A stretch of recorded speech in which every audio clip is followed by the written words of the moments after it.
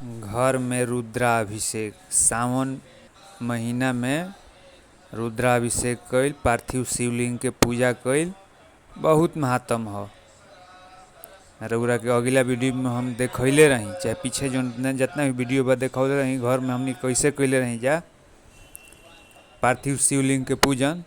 घर में बनैनी जा, मिट्टी में जो घर में गमला में छत पर जो मिट्टी बा ओकरा मिट्टी के शिवलिंग बनाई, जलाभिषेक करी, जल से पहले अभिषेक करी, ओकरा बाद दूध से करी।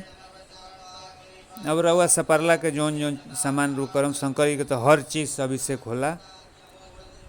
ओकरा बाद बेलपत्र, समी पत्र शंकर जी के चढ़ा दी। अब रउआ से का कहीं, देखी शंकर जी के दूध से अभिषेक हो रहल बा, करतनी हम ही।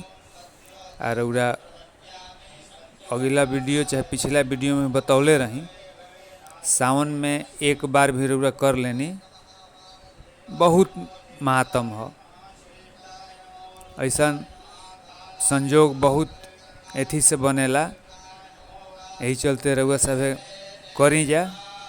हालांकि काल तो रक्षाबंधन है,